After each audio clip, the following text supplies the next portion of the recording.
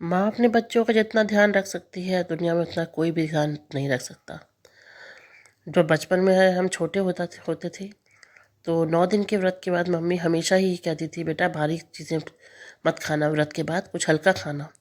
तो वो हमारे लिए कुछ ऐसे ही हल्का खाना बनाती थी, और जो बहुत ही हल्का, जो हमारे पेट को आराम देता था 9 दिन के व्रत के बाद। तो वही रेसिपी मैं आपके साथ लेके आई हूँ, ये खिचड़ी और रायते की रेसिपी, जो बहुत ही अमेजिंग है और कुछ हद तक ये क्लोज़ है मेरी दिल के साथ, बचपन की यादों से जुड़ी हुई है। जो बचपन में मेरी मम्मी हम सभी को बचपन में बना के खिलाती थी, और जो हमारा बहुत ही ज़्यादा, मतलब कहना चाहिए कि बहुत अच्छा लगता था खा के, बहुत टेस्टी बनती थी। तो मेरी मदर एक खिचड़ी बनाती थी। तो चलिए इसकी रेसिपी शुरू करते हैं। उसके लिए यहाँ पे मैंने 1 कटोरी से थोड़े ऊपर चावल ले लिए और 1 कटोरी धुली हुई मूँग की दाल ले ली, और इसी से मेरे घर में खिचड़ी बनती थी। मेरी मम्मी 9 दिन के व्रत के बाद बनाती थी, और ये बहुत टेस्टी और बहुत हेल्दी खिचड़ी होती है। तो इसमें क्या बोलते हैं, उसको अच्छे से पहले मैंने खिचड़ी के चावल को और दाल को अच्छे से पानी से धो लिया। बिल्कुल अच्छे से साफ़ कर लीजिए ताकि कुछ भी मिट्टी या कुछ ना हो। पहले ही साफ़ किए हुए चावल रखे हुए थे, और बिल्कुल अच्छे से धो के जब साफ़ पानी दिखने लग जाए बस धो के आप ढक के रख दीजिए। 1 घंटे के लिए भी रख देंगे बहुत है। उसके बाद इसको 1 घंटे के लिए रखने के बाद फिर मैंने कुछ तैयारी कर ली, जो मैं आपको बताती हूँ, जो कि जिस खिचड़ी की शान है, जो बचपन से हमें इस खिचड़ी का इंतज़ार रहता था। जी हाँ, ड्राई फ्रूट्स। कुछ ड्राई फ्रूट्स होते हैं, आप अपनी पसंद की कोई भी ड्राई फ्रूट्स ले लीजिए। मेरे पास मैंने यूज़ किए मखाने, काजू, बादाम, छुहारे, नारियल, किशमिश और चिरौंजी। यही है, आप चाहें तो और भी डाल सकते हैं। और साथ में डल जाता है इसमें हरा धनिया, हरी मिर्च और अदरक डलता है। इस खिचड़ी में बस यही चीज़ें डलती हैं, और नमक और हल्दी। इसके अलावा इसमें कुछ भी नहीं पड़ता, और ये बहुत टेस्टी होती है और पेट के लिए बहुत अच्छी होती है 9 दिन के व्रत के बाद। साथ ही मैं क्या यहाँ पे लौकी का रायता बना रही हूँ। जो दही मैंने फेंट के ले ली थी, और मैंने लौकी को उबाल के कद्दूकस करके रख लिया था। और ये जो मैंने हरा धनिया दिखाया, ये कोटा हुआ, ये चॉपर में मैंने कूट के रख लिया था। हरा धनिया, हरी मिर्च और अदरक, और ये लौकी उबली हुई डाल के इसका रायता बन गया, जिसमें सिर्फ काला नमक और भुना हुआ जीरा डलता है इस रायते में, और जो इस खिचड़ी के साथ चार चांद लगा देता है। और ये बहुत टेस्टी होता है। और खिचड़ी और रायता तो सभी को पसंद है, तो जब खाते हैं इसमें कुछ, मतलब कुछ भी करने की ज़रूरत नहीं, बहुत टेस्टी बनता है। और ये रायता बना के बस आप रख दीजिए। तो मैंने भी इसे बना के फ्रिज में रख दिया था ठंडा होने के लिए, ताकि बहुत अच्छा लगे, क्योंकि लौकी का रायता ही इसके साथ बचपन में मम्मी हमको देती थी। और ये मेरे बचपन की यादों की सबसे कीमती याद है, क्योंकि मेरी मम्मी अभी इस समय ठीक नहीं है, और मैं उनको मिस भी बहुत करती हूँ। तो ये खिचड़ी मैं उन्हीं की याद में बना रही हूँ, और मुझे बहुत अच्छी लगती थी। कुकर में सिर्फ दाल चावल को जो भीगे रखे थे, उनको उसी उसी पानी के साथ, जितना मैंने 1 गिलास करीब पानी डाल के रखा, ज़्यादा नहीं डाला था पानी, उसी पानी के साथ आप खिचड़ी का पानी अंदाज से लेते, उसके साथ ही नमक और हल्दी डाल के स्वाद अनुसार उसको मैंने 1 से 1.5 विशिल दिलाई थी। एक विशिल पूरी आ गई और दूसरी विशिल आ गई थी, तो गैस बंद कर दी थी मैंने।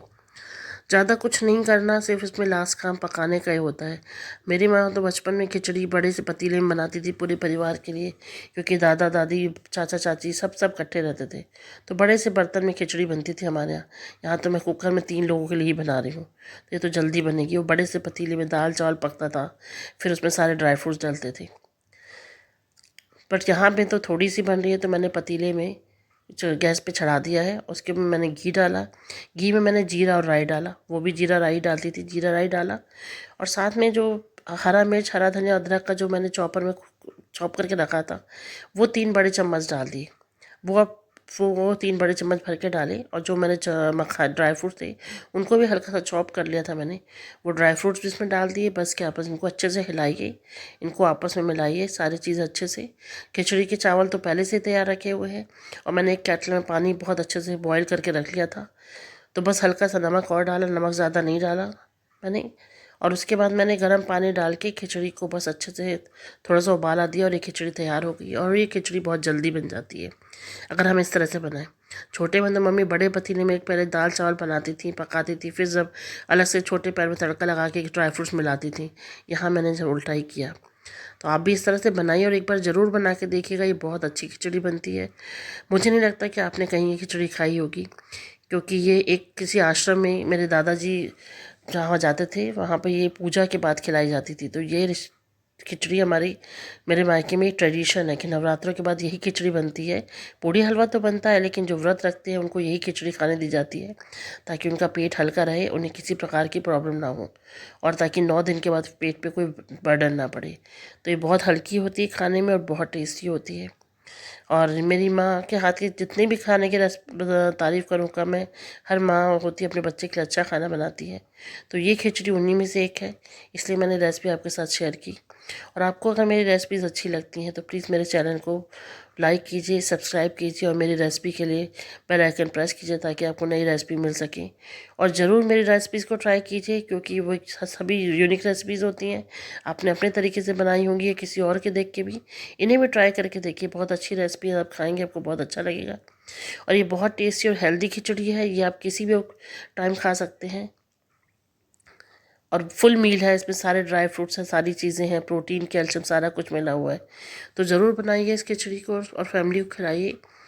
और एक बात और बोल रही, जो जैसे घी डाला है तो घी आप अपने हिसाब से कम ज़्यादा कर सकते हैं, पर ड्राई फ्रूट्स डालिए। ड्राई फ्रूट तो वैसे भी आजकल जो डाइटिशियन है वो भी कहती है कि थोड़े से जो नट्स हैं अपने खाने में ऐड कीजिए।